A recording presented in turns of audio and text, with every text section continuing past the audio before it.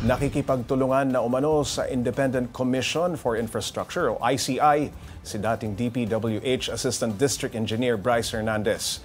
Kaugnayan sa kinasasangkutan niyang anomalya sa flood control projects sa Bulacan. Para bigyan ng mukha ang balita, may live report mula sa Senado si Mobile Journal Merimon Reyes. Merimon, anong update dyan? Pops J, kaninang umaga lang ay umalis mula dito sa Senado ang mga nadadawit sa mga anomalyang flood control projects. Meron kasi sa kanilang dinala sa Department of Justice, meron ding dinala sa Independent Commission for Infrastructure para nga sa isinasagawang investigasyon na dito sa mga anomalyang government projects. Naka-bulletproof vest si Pacifico Curly Discaya nang ihatid ng Senate Sergeant at Arms sa Department of Justice. Matatanda ang na-cite in contempt si Discaya sa Senate hearing sa flood control project anomaly, kaya sa detention ng Senado siya nagpalipas ng gabi. Ang misis niya namang si Sara Discaya na hindi sumipot sa pagdinig kahapon, sumunod sa mister sa pagpunta sa DOJ. Una nang sinabi ni Justice Secretary Crispin Remulla na pag-aaralan nila ang hiling ng mag-asawa na maisailalim sa Witness Protection Program. Habang si dating Bulacan Assistant District Engineer Bryce Hernandez, dinala naman sa Independent Commission for Infrastructure at sinalubong ni ICI Special Advisor Mayor Benjamin Magalong. Kaugnay pa rin ito ng mga akusasyon niyang may dawit umanong mga senador sa anomalya. Sa pagdinig pa ng Senate Blue Ribbon Committee, natuklasan ng komite na nagagamit ang unprogrammed funds sa mga nagdaang national budgets para sa pagpopondo ng flood control projects. Yun nga lang, hindi ito itemized. Sabi ni DBM Undersecretary Rolando Toledo, nasa 34 billion pesos ang nagastos para sa flood control sa ilalim ng unprogrammed funds taong 2023 at halos 107.9 billion pesos naman taong 2024. Tingin ni Senate Finance Committee Chair Sherwin Gatchalian, nagkakaroon ng problema pagdating sa transparency ang naturang lump sum. Kaya suwestiyon niya, tanggalin na lang ang unprogrammed funds at ilagay na lang sa program funds para nakalista ang mga paggagamitan ng pondo. Sisilipin din daw nila kung paano nakakalagpas ang mga ito. Ang source ng projects, DPWH, ang source ng pondo, DBM. So far, kaya hinihingi namin ngayon sa DBM yung iba pang mga detalye, lalo na yung mga proseso.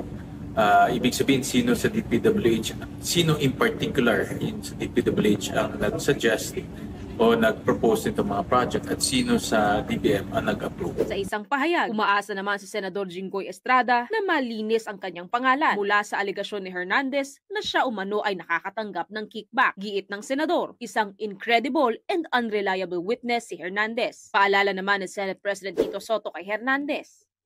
You are set to testify to them. So I suggest you collect your thoughts. Tell the truth, because the Independent Commission is a different story from in aid of legislation that we are doing here. Pops J, kaninang 12:41 ng hapon, dumating na bumalik na dito si Pacifico Curly Discaya mula sa DOJ at kanina lang umalis naman na itong si former ADE Bryce Hernandez mula sa ICI. So medyo hihintayin pa natin sa ngayon, Pops J, pero ito ang sitwasyon dito sa Senado, tahimik pero patuloy na naka-alerto ang OSA o ang Office of the Sergeant at Arms. Pops J. Merimon, may update na ba kung anong oras ibabalik dyan sa Senado si Bryce Hernandez?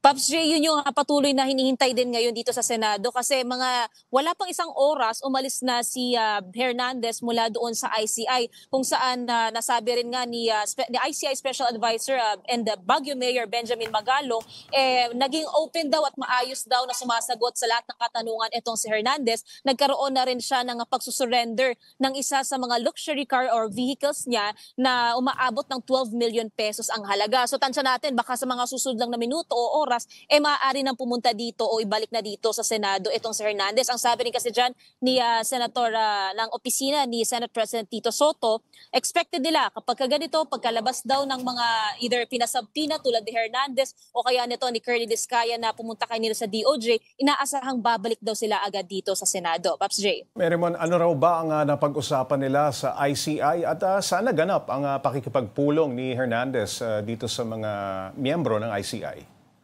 Pops J, sa kanina nung nakapanayam ng media, itong si Special Advisor and Mayor Benjamin Magalong, hindi siya nagpaulak talaga ng specific na details. Pero ang sabi niya, mas marami raw na detalyeng ibinigay itong si Hernandez at asahan nga raw na mas mapapalalim nito yung isinasagawang investigasyon ng ICI. Doon sa luxury vehicles na sinurrender niya, isa pa lang, pero inaasahan daw na magsusurrender pa raw siya sa mga susunod na araw ng kanyang luxury vehicles.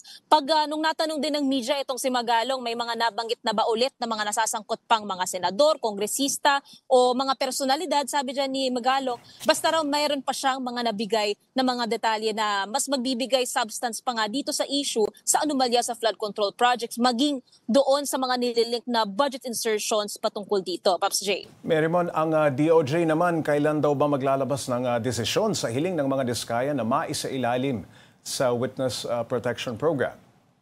Paps J, sabi ni Justice Secretary Crispin Remulla last time na nakausap natin siya, kailangan daw nalang i-evaluate ng dahan-dahan at bubusisiin itong sitwasyon ng mag-asawang diskaya na nais mapailalim o masailalim sa Witness Protection Program. Kasi ang tinitingnan daw nila dito yung lawak ng proteksyon na maaari nilang ibigay sa mag-asawang diskaya, maging yung lawak naman ng impormasyong maibibigay ng diskaya in return. Kaya yan yung sinasabi nila, iisa-isahin muna raw nila, magsa-start sila doon sa sworn statement o affidavit ng mag-asawang diskaya.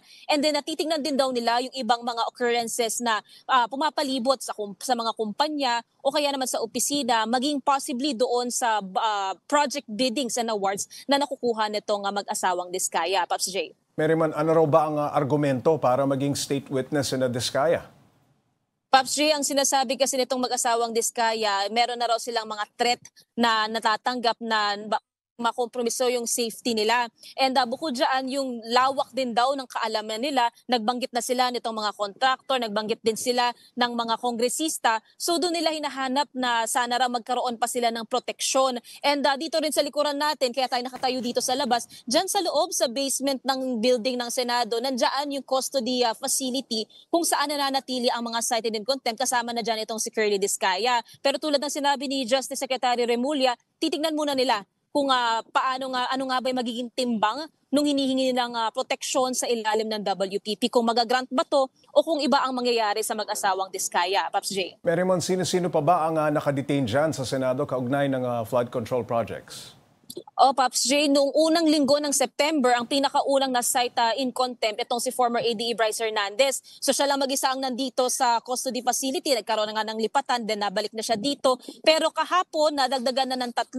Kasama niya itong si Pacifico Curly Diskaya dahil nga sa tila pagsisinungaling niya raw sa rason kung bakit absent ang kanyang asawang si Sara sa pagdinig kahapon. Kasama niya na rin si former Bulacan District Engineer Henry Alcantara, cited in contempt din dahil daw sa tila pagsisinungaling niya sa kanyang kaalaman tungkol nga dito sa maanumalyang ghost flood control projects. And kasama niya rin itong si dating DPWH Engineer JP Mendoza. So yung Bulacan Group of Contractors, mga cited in contempt na rin at dito sila mananatili muna, Paps J. Merimon, habang nakadetain itong mga sangkot, sino ang pinapayagang makadalaw sa kanila?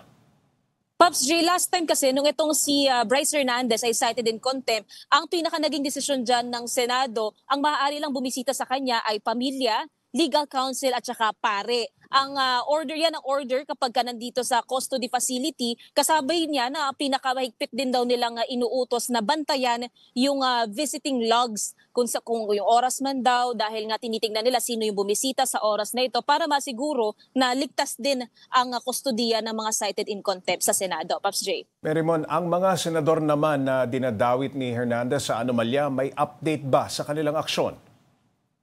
Oo, Paps J, dito kay Senator Jinggoy Estrada, tiwala na nga raw siya sa ICI na malilinis yung pangalan niya dito. Kanina lang, ito rin naman si Senator Joel Villanueva, naglalabas din siya ng kanyang pahayag na malinaw raw na wala raw siyang kinalaman dito sa mga binibigay o binibitawang aligasyon na kinokonek, nilink siya sa budget insertion, silang dalawa sa mga flood control project sa Bulacan. Pero ang pinaka matapang din na sinabi nga hapon ni Senator Jinggoy habang ongoing yung hearing ng Blue Ribbon, kukunin niya na raw yung pagkakataon kahapon na questionin talaga itong kredibilidad ni Bryce Hernandez. Paps J. Merimon, kung mapagbibigyan ang request na WPP ng mga diskaya, makakaharap ba silang muli sa Senate hearing? Paps J, yan yung tinitingnan, yun yung hinihintay natin sa ngayon. Kasi ang sabi nga ni Justice Secretary Remulla, titingnan pa raw talaga nila yung magiging scope o yung lawak ng proteksyon na maaari nilang ibigay. Pero syempre, binibigyan pa rin ng kahalagahan yung testimonya ng mga ito. Cited man sila in contempt or hindi, nananatili pa rin naman silang resource person. Tulad ngayon, maaari rin kung ipapasabpina ulit itong si Bryce Hernandez, papupuntahin siya doon. Pero so far, ang Blue Ribbon Committee wala pa namang inilalabas na instruksyon o impormasyon kung bibitawan nila kung sakaling mapailalim sa WPP itong mag-asawang diskaya. Paps J. Maraming salamat, Mobile Journal Merimon Reyes.